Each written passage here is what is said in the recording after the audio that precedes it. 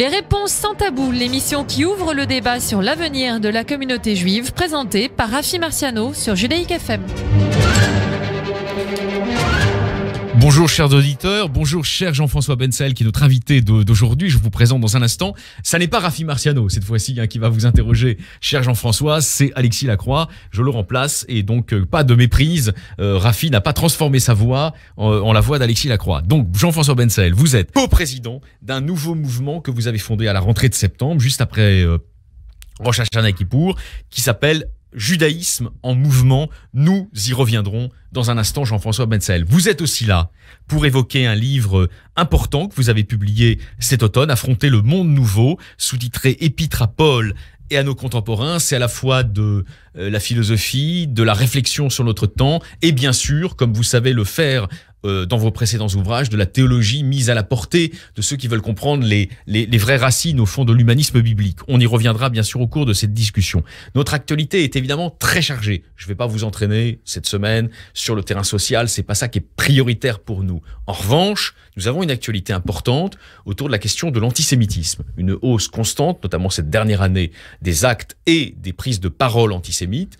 Et par ailleurs, cette proposition de loi, d'amendement, qui a été déposée par un député de Paris, qui est le député Sylvain Maillard, au sein de La République En Marche, qui a suscité une très vive controverse, jusque et y compris dans les mondes juifs, puisqu'on sait qu'un certain nombre de personnalités intellectuelles du monde académique, notamment nord-américain, ont publié une tribune relayée dans l'Obs pour dénoncer cet amendement et les, selon eux, dangereux amalgames qu'il pratiquerait. C'est quoi votre position, Jean-François Bensaël, sur ce débat aujourd'hui très intense dans les communautés juives ?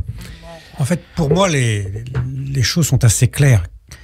Pour comprendre l'antisionisme, il faut comprendre ce que c'est que le sionisme. Or, qu'est-ce que c'est que le sionisme ? C'est la nécessité et la volonté pour les Juifs de sortir de l'état dans lequel ils étaient dans ces sociétés européennes de la fin du 19e siècle et du début du 20e, un état d'infériorité, un état dans lequel ils étaient... Donc, consubstantiel du sionisme, il y a le projet d'émancipation. C'est d'émancipation. Le sionisme, c'est la volonté de l'émancipation. C'est sortir de l'état de minorité, de l'état d'humiliation, de l'état d'infériorité. C'est ça le sionisme. Donc il y a les lumières, hein, justement le projet de sortie de l'état de minorité sont au cœur du projet sioniste. Un des théoriciens d'ailleurs du sionisme de gauche du 19e siècle s'appelait Louis Pinsker, il a écrit Auto-émancipation. 1882. Bon, voilà. Donc c'est une auto-émancipation du peuple juif. Pourquoi c'est si difficile dans la France de 2019, bientôt de 2020, de faire comprendre que le sionisme, c'est pas annexer les territoires palestiniens, c'est d'abord émanciper le peuple juif des pesanteurs historiques, des préjugés et des haines qui pèsent sur lui. Deux choses. D'abord, ce qui est clair, c'est que donc l'antisionisme, c'est une variante de l'antisémitisme, puisque c'est vouloir que les juifs restent dans cet état d'infériorité, de minorité, d'humiliation. Qu'ils soient des dhimmis des sociétés dans lesquelles ils vivent. C'est exactement ça. Voilà. Donc ça, pour moi, c'est clair, premièrement. Deuxièmement, pourquoi ça passe mal, cette idée ? Mais parce que, finalement, les seuls à porter l'idée qu'il faut qu'il y ait des nations, l'idée qu'il faut qu'il y ait des peuples, eh bien, c'est le peuple juif aujourd'hui. Alors, est-ce que vous pensez que, justement, au cours du XXe siècle, grâce au sionisme et à ses réalisations, on a assisté progressivement à une reterritorialisation, au moins mentale, du peuple juif, d'une partie du peuple juif au travers de l'État d'Israël, tandis que, d'une certaine manière, tous les peuples occidentaux se déterritorialisaient progressivement. Et est-ce que c'est ce chiasme, est-ce que c'est cette espèce d'inversion qui explique, qui est le fuel, qui est le carburant d'une grande partie de l'anti-israélisme contemporain ? Ah ben ça, j'en suis profondément convaincu. C'est que Israël, c'est le démenti aux aspirations un peu qui sont répandues dans les esprits de tous nos contemporains, qui est il faut plus de frontières, il faut plus de peuple, il faut plus de nations. Donc sans aucun doute, c'est en fait le mouvement, la doxa contemporaine, elle vient buter sur Israël qui apporte le démenti au rêve que nous pourrions vivre sans peuple, sans nation, sans frontières. Alors donc c'est un État-nation. C'est un patriotisme, certains auraient dit, dans le cadre d'une tradition française, comme celle de Péguy, un patriotisme charnel, parce que lié effectivement à une terre, et lié à un héritage spirituel. Mais pourquoi c'est aussi difficile, d'après vous, de faire comprendre cela, on va dire, allez, en gros, à la conscience européenne contemporaine ? Parce que l'Europe s'est bâtie précisément sur le contraire. l'Europe a tiré le constat que pour l'Europe, les nations, c'était la guerre, et c'était la destruction, c'était la Shoah. C'était terrible.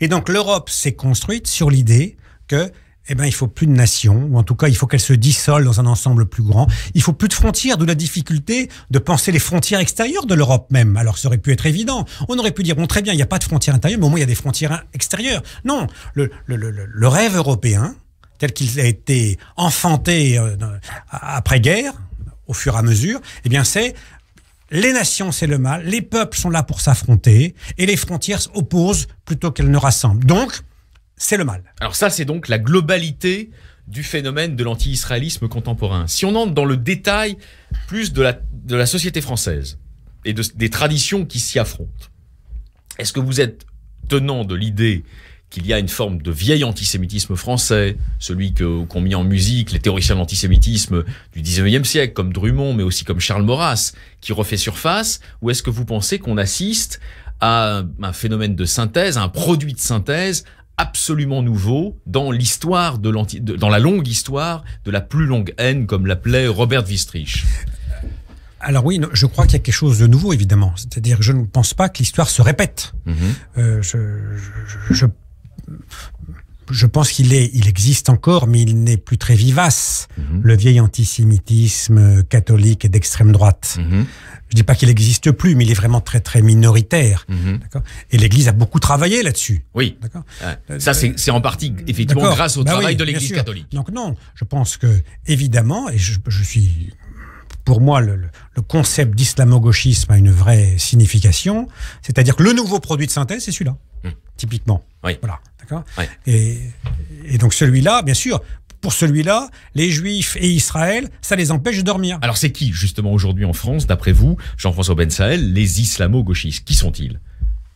Eh bien, c'est tous ceux qui veulent liquider le grand héritage français.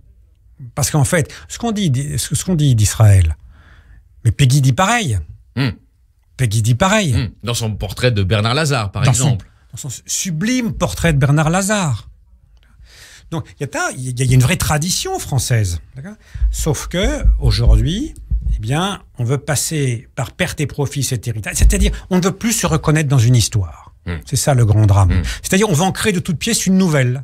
C'est ça l'islamo-gauchisme. On veut créer en France une autre histoire. On va faire comme s'il n'y avait pas une civilisation française. Il n'y avait pas une histoire française dont nous sommes tous comptables, dont nous sommes tous aussi responsables. C'est ça le grand schéma. C'est du passé, faisons table rase, parce que dans le passé, ça s'est mal passé. Alors, une phrase comme celle du général de Gaulle, qui arrive à Londres donc en 40, il arrive à Londres donc en juin 40, et on lui prête cette phrase, mais je pense qu'elle a été réellement prononcée. Je m'attendais à trouver la France des églises, je découvre la France des synagogues. Est-ce qu'elle est devenue inaudible aujourd'hui, d'après vous, Jean-François Bensaël? Non, je ne pense pas. Je pense que l'histoire, ce n'est jamais joué. Je pense que c'est jamais joué. Enfin, quand De Gaulle dit ça, il souligne à son étonnement, le très grand nombre d'attachements. Non, mais le très grand nombre de Juifs aussi qui étaient présents dans les rangs de la France libre, dont Raymond Aron d'ailleurs. Oui, des très grands nombres de Juifs patriotes. Absolument. C'est ça qu'il souligne. Oui.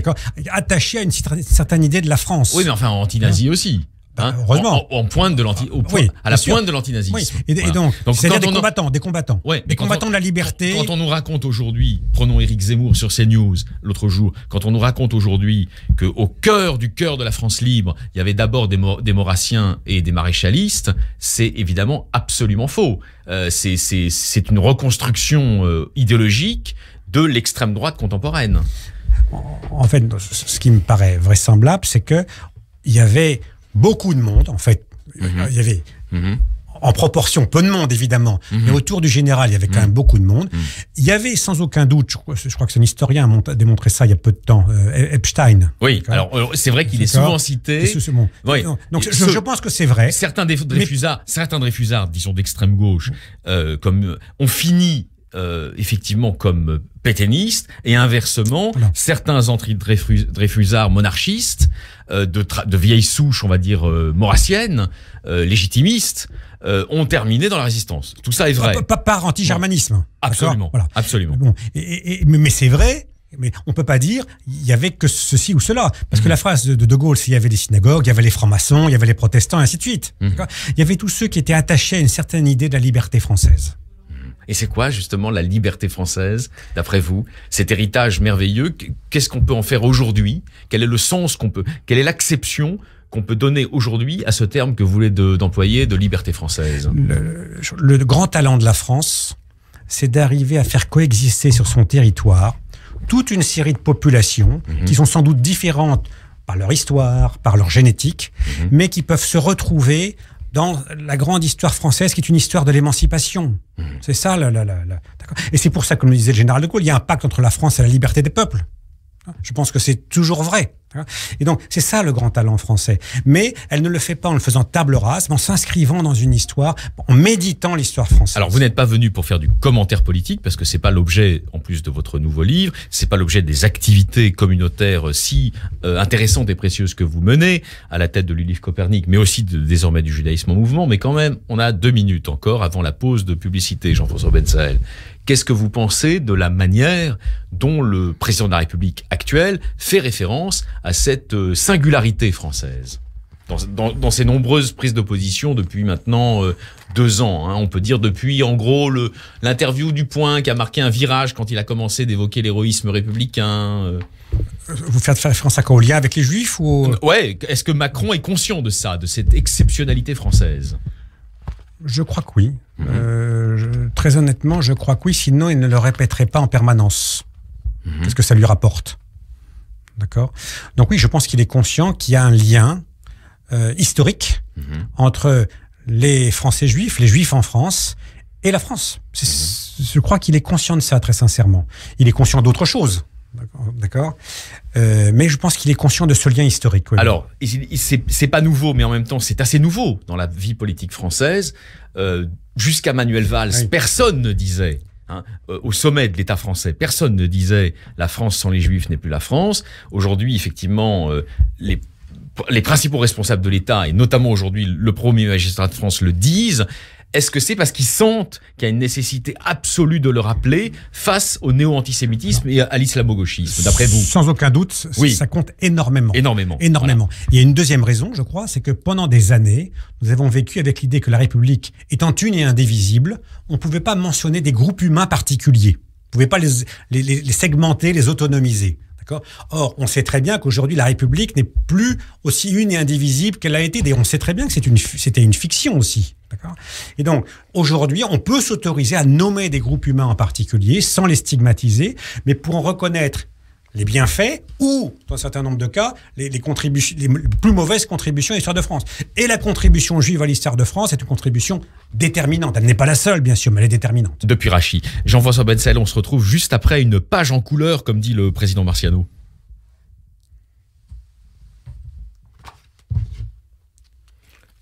Ça vous va? Ah oui. Ouais. C'est bien, hein? Ça te va? Ouais, ça me va, très bien. Allez, on va passer sur le judéo-chrétien, etc. Les engagements communautaires. C'était bien ce que j'ai dit, tu crois? Super, c'était super. Ah non, mais c'était super. Ouais. Epstein, j'ai jamais lu. Très intéressant. Je pense que c'est intéressant, non? Mais je me méfie des leçons trop globales qu'on peut en tirer. C'est ce que j'ai dit. Voilà. Le grand tort de Zemmour, c'est que... Il réduit. Le propos d'Epstein n'est pas de dire les Dreyfusards sont devenus... Non, mais il y en a des qui... Bon, mais c'est pas représentatif. Non. Voilà. Et inversement, les maréchalistes, les monarchistes légitimistes qui ne sont pas représentatifs du fond de sauce de leur courant idéologique. Ah, bien sûr. Voilà. Bon, ce sont des exceptions, etc. Bernanos est une exception, tout ça. Sublime, mais bien sûr. Mais c'est une exception. Bernanos, il n'était pas représentatif du courant de la droite catholique monarchiste, Drummond, abreuvé de Drummond, égorgé de Drummond. Voilà, c'est pas représentatif. Pas du tout. Donc, faire d'exception la démonstration, c'est de la folie. Il déconne, sur tout ça, il déconne. Sur le fait que Pétain, tout ça, il déconne. Mais malheureusement, on va pas le dire ici, mais si tu veux, ce discours mort sur les Juifs, t'as des Juifs qui pensent ça maintenant. Quoi, que Pétain... Il y a des Juifs zémourisés, oui, qui ont une vision zémourisée de l'histoire de France.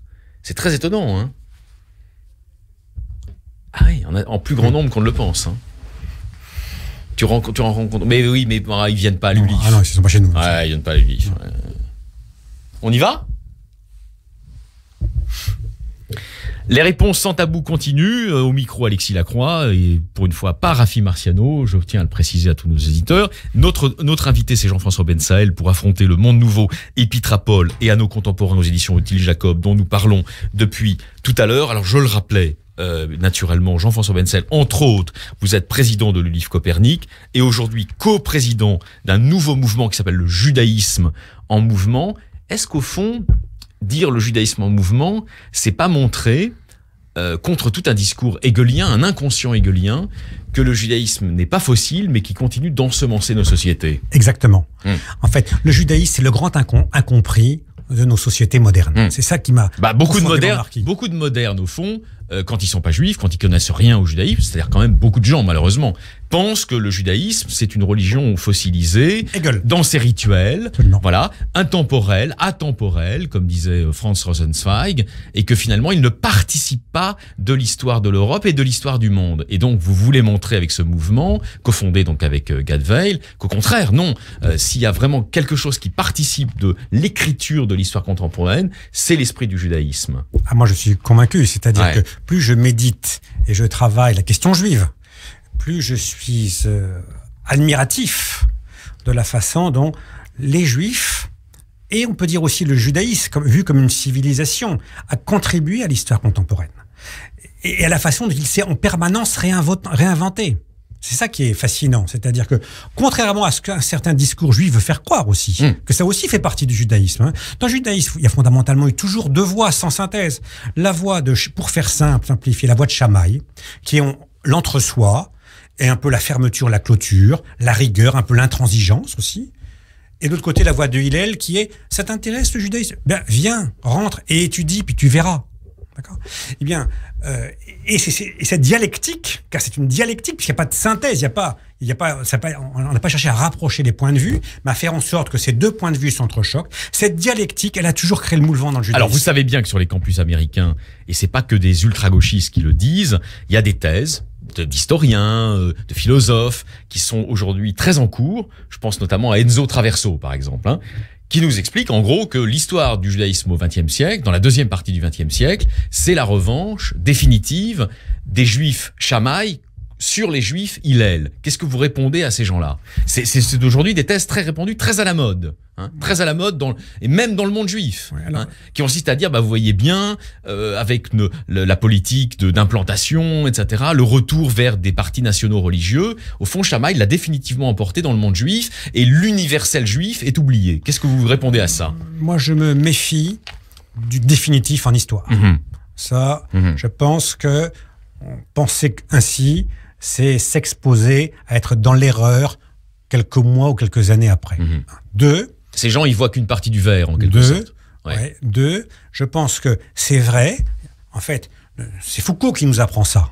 Michel Foucault. Michel Foucault. C'est-à-dire que c'est vrai que le monde juif a pensé le judaïsme suivant un certain type de critères, en donnant plutôt la voie à Shammai. Ça, je pense que c'est vrai. Historiquement, vous voulez dire? Historiquement, là, dans ce XXe siècle. Ah, dans ce XXe siècle. Je pense que, en revanche, c'est pas parce qu'il a donné la voie que les autres, ceux qui tenaient de Hillel, pour simplifier, n'existaient plus. Sauf qu'ils ne faisaient plus entendre leur voix.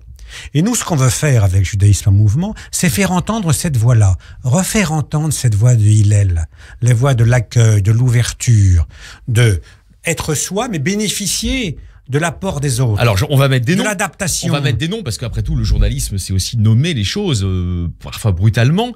Est-ce que, par exemple, pour vous, des intellectuels, des penseurs, des personnalités influentes dans la scène publique comme Delphine Orwiller, ou dans un autre registre, Bernard-Henri Lévy ou Jacques Attali participent de ce judaïsme à la Hillel que vous revendiquez? Oui, en fait, le judaïsme à la Hillel, sachant que je suis parfaitement conscient qu'il y a un peu de légende là-dedans. Oui, bien sûr, mais enfin, après tout, il faut bien des... Après tout, c'est pas grave. Il faut bien des étiquettes pour penser les phénomènes. Voilà. Sans aucun doute. C'est-à-dire que ce judaïsme... Vous savez, on a coutume de dire, je crois que c'est Delphine Orwiller qui dit ça, le judaïsme de Hillel, c'est le judaïsme de Hill et de Elle. D'accord? Et c'est-à-dire que, effectivement, tous ceux qui sont convaincus qu'il y a un judaïsme dans la modernité, dans l'égalité des hommes et des femmes, qui, contrairement à ce que j'ai lu, permet trouve tout à fait naturel que les femmes puissent allumer des bougies de Hanouka, par exemple, d'accord ? Eh bien, je crois que tous ceux qui participent de ce judaïsme-là, oui, ils sont dans ce judaïsme à la Hillel, ils sont dans le judaïsme en mouvement d'une manière ou d'une autre. Ça ne veut pas dire que, je crois que c'est vraiment très important, il y a plusieurs façons d'être juif. Le judaïsme, c'est la pluralité de manière substantielle, puisqu'il n'y a pas de synthèse. Il peut y avoir que du pluriel, que de la diversité. Et donc, tout le monde est juif à sa façon. Mais nous disons, il y a de multiples façons d'être juif. Nous ne les jugeons jamais. D'accord ? Il n'y a pas un qui est plus ou mieux que l'autre. En revanche, c'est ça la force du judaïsme, c'est de porter toute une série de voix. Nous voulons porter cette voix de il et de elle, de l'égalité des hommes et des femmes, d'un judaïsme dans la modernité, qui réfléchit à ce qu'il est aussi. D'accord ? Pas pour abandonner son essence même, mais pour faire en sorte qu'il parle à la majeure partie des Juifs en France, puisqu'on parle de la France. Or, nous savons que les 3/4 des Juifs en France ne poussent jamais la porte d'une synagogue. Jamais. Et quelles sont les raisons, d'après vous ? Et parce qu'ils ne se reconnaissent pas dans ce qu'on leur propose. Vous le pensez ? Sinon, pourquoi ne franchir... S'ils trouvaient réponse à leurs interrogations, à leurs aspirations... Et sinon, si vous ne le pensiez pas, vous ne seriez pas mis en marche avec ce nouveau mouvement qui dit en gros l'Ech Lecha. Absolument. L'Ech Lecha, voilà. Ça, c'est du judaïsme. D'accord ? C'est-à-dire, comme archétype, d'ailleurs, universel, l'Ech Lecha, avançons ensemble, tendons-nous la main, c'est ouvert, tu viendras, viens chez nous, ça sera comme chez toi, tu auras une maison, avec ce que tu es, avec ton histoire spécifique, avec ce que tu vas nous apporter, tu ne seras pas jugé. C'est ça qu'on veut faire. Pour nous, c'est ce que faisait Hillel. Ça t'intéresse, le judaïsme ? Viens, rentre, étudie. L'étude est déterminante aussi. Ce judaïsme proactif dans une société européenne dont vous vous réclamez, il a eu ses heures de gloire. C'est la Troisième République française, à l'évidence. C'est pas la peine d'énumérer toutes les personnalités qui l'ont incarné. Ce judaïsme proactif dans l'histoire républicaine française. C'est très simple. Je veux dire, de Bernard Lazare et Edmond Flegg, il y a plein de personnes l'ont incarné. Exactement. Et évidemment aussi les théoriciens qui étaient souvent des rabbins du franco-judaïsme, Salvador bien sûr, etc. Mais Darmstädter. Mais il y a aussi une autre période où le judaïsme a joué un rôle actif, sinon même de leader politique en quelque sorte. C'était la République de Weimar. Est-ce qu'aujourd'hui, quand on se réclame de ce judaïsme en mouvement, on ne reconstruit pas sur une Atlantide engloutie ? Non, alors je crois qu'il y a du neuf. C'est-à-dire que, de même que je pense qu'il n'y a jamais du définitif en histoire, de même je pense que on ne refait pas comme avant. Parce qu'il y a du tikkun dans l'histoire, on peut réparer. Oui, parce qu'on peut réparer et parce que les circonstances changent. Ce judaïsme-là qu'on veut reconstruire, il est d'abord sioniste, d'accord ? Il est très conscient de ce que ça veut dire qu'être juif, d'accord ? C'est-à-dire qu'il veut être utile à la société dans laquelle il est implanté, mais à partir de ce que le judaïsme lui donne. D'accord ? C'est-à-dire que l'israélisme français, pour faire simple, d'accord, c'était un israélisme qui réduisait le judaïsme, d'accord, à de la morale universelle. Hermann Cohen, d'accord, pour faire simple. Et presque au triptyque républicain. Voilà. Or, ce que nous disons, c'est bien notre marque, c'est que non, le judaïsme ne peut pas se penser sans les mitzvot. C'est ça. Le judaïsme ne peut plus se penser sans Israël aussi. Mais alors justement, une conception ouverte, non dogmatique, non figée des mitzvot, cela implique quoi concrètement, Jean-François Benzael ? Ça implique de ne pas juger. C'est-à-dire que chacun doit avoir le savoir. L'étude chez nous est très importante, bien sûr, comme chez d'autres d'ailleurs. Mais ça implique que chacun comprenne le sens des mitzvot et il les appliquera comme il l'entend. D'accord ? C'est le côté libéral, on peut dire. D'accord ? 2, ça consiste à se dire j'ai cet héritage-là, mais je veux le construire demain en dialogue avec d'autres. Je veux pouvoir tendre la main. Le judaïsme porte le souci de la veuve, du pauvre, de l'orphelin. Alors, récemment à ce micro, le président du CRI, Francis Khalifa, qui fait souvent des analyses très pertinentes, il nous disait, très sincèrement, je ne vais pas vous mentir, le dialogue fraternitaire des juifs et des musulmans actuellement dans la société française est plutôt au point mort. Si on sort, disons, de quelques personnalités exceptionnelles, comme Khaled Bencher, par exemple, il n'y a personne pour le mener dans le monde musulman. Vous êtes d'accord ? Oui, mais je crois que la raison n'est pas une absence d'intérêt ou de volonté de mener ce dialogue. De la part des représentants de l'islam. De la part des représentants, mais c'est parce que eux, leur problématique principale, c'est de lutter contre le salafisme. C'est ça, on oublie ça. Ah, ils ont une guerre à mener. Interne. Bien sûr. Et donc, ils sont conscients que rentrer en dialogue avec les juifs, avec des juifs, ça les affaiblirait dans leur combat contre le salafisme. Parce que nous avons quand même toute une série de relations privées. Et donc, ils sont dans ce moment-là. Ce qui va aider, c'est par exemple, il y a un grand livre qui vient de sortir, le Coran vu par les historiens, par exemple. D'accord ? Parce que ça va beaucoup aider, ça, de même que ça a beaucoup aidé le judaïsme et le christianisme. La façon dont l'université, dont les historiens ont lu les textes pour indiquer les héritages, les emprunts. Alors, on a encore 1 minute, mais je veux absolument qu'on parte pour Israël. C'est trop rapide, naturellement. Vous savez bien qu'au sein du monde juif français, il y a un débat. Il y a un débat presque, alors là, on peut dire à télé ouverte ou à radio ouverte, entre les gens qui disent Israël est définitivement seul et isolé au Moyen-Orient, nous n'avons pas d'amis, nous n'avons que des ennemis, ou au mieux des faux amis, et puis ceux qui disent mais attendez, c'est plus compliqué, vous avez aujourd'hui une recomposition régionale au Moyen-Orient, avec des puissances qui tendent la main, bien sûr sous le manteau, mais qui tendent la main à Israël, comme l'Égypte ou l'Arabie. Vous en pensez quoi, vous ? Moi, je suis plutôt du deuxième côté. Vous êtes du deuxième côté. Bien sûr. Là aussi, je crois pas au fixisme en histoire. C'est que je pense donc ça bouge réellement au Moyen-Orient. Évidemment, ça bouge énormément. Israël est attractif. Il y a qu'à aller en Israël pour se rendre compte à quel point c'est attractif. D'accord ? Et en plus, Israël, c'est attractif dans le jeu des puissants, dans la nouvelle répartition, dans le nouvel équilibre des pouvoirs et de la terreur. Et donc vous faites pas la fine bouche en disant l'Arabie, c'est pas un pays où les droits de l'homme sont respectés, c'est un pays où on peut couper la main des voleurs, c'est pas votre propos. Mais bien sûr que c'est aussi mon propos. Mais sauf que moi, je ne suis pas un citoyen de l'Arabie Saoudite. D'accord ? Ce qui m'intéresse, c'est pas ça. C'est les équilibres géopolitiques. On est obligé.